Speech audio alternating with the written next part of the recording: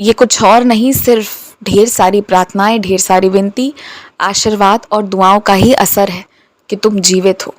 तो तुम ये मानो कि तुम्हारी पूजा बिल्कुल सिद्ध हो रही है और उसका असर तुम्हारे जीवन में दिख रहा है, क्योंकि तुम्हें पता है कि किस तरह के शत्रु तुम्हारे खड़े हुए थे। कर कुछ नहीं पाए, ये अलग बात है। तुम्हारे दरवाजे पर जो भी आए ना, उसे कम से कम पानी और एक कप चाय तो ज़रूर पूछो। साथ में अगर कुछ खाने को परोस सकते हो तो वो भी परोसो, लेकिन इतना ज़रूर होना चाहिए, चाहे वो इंसान कोई भी हो, वो कोई अतिथि हो या वो कोई तुम्हारे काम करने के लिए ही घर पर आए, कोई भी हो, इस चीज़ का विशेष ध्यान रखो।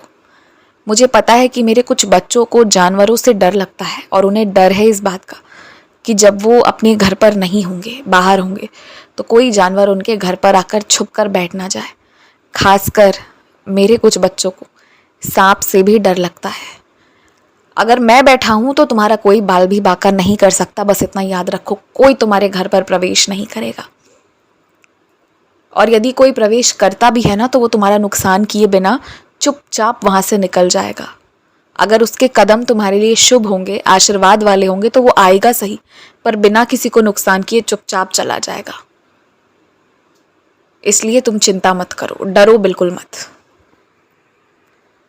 देखो, अगर तुम्हारे पास खाना कम हो, तुम अन्नदान करने के लिए जाओ, तो हाथ तो सब बढ़ाएंगे, लेकिन अगर तुम सबको नहीं दे सकते हो तो पहले उस इंसान को दो जो लाचार ज़्यादा है, जो उसका ज़्यादा योग्य इंसान है, जिसकी उम्र ज़्यादा है, जो शरीर जिसका साथ नहीं दे रहा है, उसे तुम पहले दो और बाद में उन लोगों को दो जो फिर भी खाए बिना थोड़े लंबे समय तक टिक सकते हैं।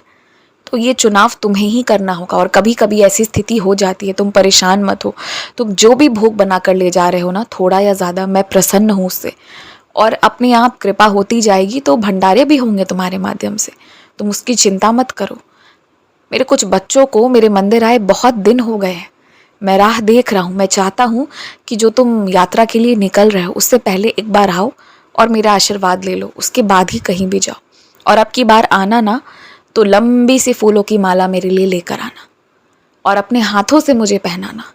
मुझे पता है हर बार तुम पुजारी जी के माध्यम से वो मालाएं, वो फूल मेरे पास भेजवाते हो, पर कभी कभी ऐसा मौका भी तुम्हें मिलेगा जब स्वयं तुम ये काम कर पाओ, और वो बहुत खास दिन रहेगा, इसलिए तुम्हें आना चाहिए मेरे मंदिर।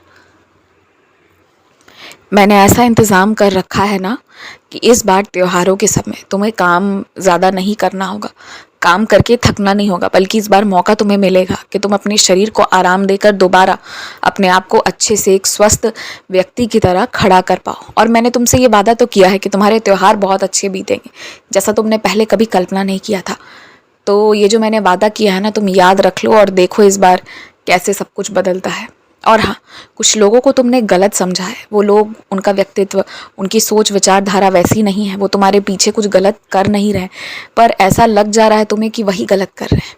जो वास्तविकता में गलत कर रहे हैं और तुम्हारे हितैषी बनने की कोशिश कर रहे हैं ना, वो सब तुम्हें दिख जाएगा। आने दो, त्योहार के दिन ही दिखेगा, कौन सच्चा कौन झूठा, कौन अपना कौन पराया, सब दिख जाएगा। और जो मैं इस बार तुम्हें शिरडी से ऊदी भेजूंगा ना, उसमें से आधी तुम खुद रख लेना खुद के लिए, और उसमें से 1 या 2 ऊदी के अन्य जो भी भक्त रहेंगे मेरे, उन्हें तुमसे पहुंचवाऊंगा। और मुझे लगता है कि तुम्हें ये सेवा करना पड़ेगा, करोगे भी खुशी से, जब मौका आएगा तो ये कर लोगे तुम। पर बाकी ऊदी जो तुम्हारे हिस्से की है, उसे सिर्फ सजा कर मत रखना, उसे ग्रहण भी करना। खुश रहो, मुस्कुराते रहो, आगे बढ़ते रहो, और तुम्हारी यात्रा मंगलमय रहेगी।